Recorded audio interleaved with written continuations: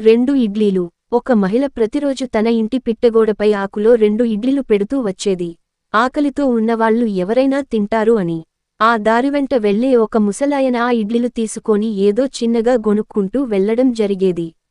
ఒకరోజు వేదవతి గోడ పక్కనే నిలబడి అతను ఏమి అంటున్నాడో వినాలని అనుకున్నది. అతను చెప్తున్న మాటలు, "నువ్వు చేసిన పాపం నీ దగ్గరే ఉంటుంది. నువ్వు చేసే పుణ్యం వచ్చి నిన్నే చేరుతుంది." ప్రతిరోజు అతను ఈ మాటలే చెప్తున్నాడు. రోజు ఇడ్లీ పెడుతున్నాను తీసుకుపోతున్నాడు.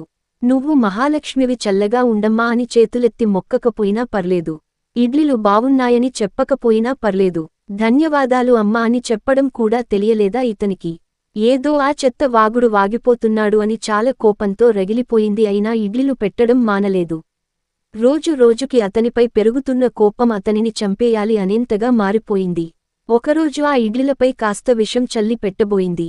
కాని మనసు ఒప్పుకోలేదు. చేతులు వణకడం మొదలెట్టింది. ఆలోచన మొదలైంది.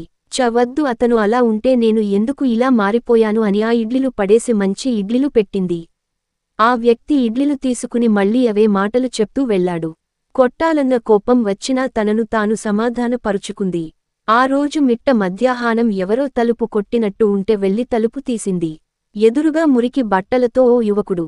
అతను ఎవరో కాదు, సొంతంగా ఉద్యోగం చేసుకుంటానని ఇల్లు వదిలి అలిగి వెళ్లిన తన కొడుకు. "అమ్మా, ఇంటికి వస్తుంటే ఎవరో నా పర్సు దొంగలించేశారు. చేతిలో చిల్లి గవ్వలేదు. బాగా ఆకలి, కళ్ళు తిరిగి పడిపోయాను. ఎవరో ఓ ముసలాయన 2 ఇడ్లీలు ఇచ్చినా ఆకలి తీర్చాడు, నా ప్రాణాలు కాపాడాడు" అని చెప్పాడు. ఆ మాటలు వినగానే ఆమెకు వణుకు పుట్టేసింది. విషం కలిపిన ఇడ్లీలు పెట్టుంటే నా కొడుకుకి నేనే యముడినై ఉండి ఉంటానే అని కంటతడి పెట్టుకుంది. ఇప్పుడు ఆమెకు ఆ ముసలాయన మాటలు అర్థమయింది. "నువ్వు చేసిన పాపం నీతోనే ఉంటుంది. నువ్వు చేసే మంచి నిన్ను వెతుకుని వచ్చి చేరుతుంది. అందరికీ అన్ని అర్థం అవ్వవు. అర్థం అయ్యేంతవరకు ఎవరమూ ఎదురుచూడము. చేసిన ధర్మం ఎప్పుడూ ఏదో ఒక రూపంలో మనకు వచ్చి చేరుతుంది. ఏదో ఒక ధర్మం చేయడం అలవాటు చేసుకోండి. మనం తెలియక చేసే తప్పుల నుండి బయటపడే మార్గం మంచి చేయడం మాత్రమే." కథ నచ్చితే దయచేసి లైక్, షేర్ అండ్ సబ్స్క్రైబ్ చేయండి.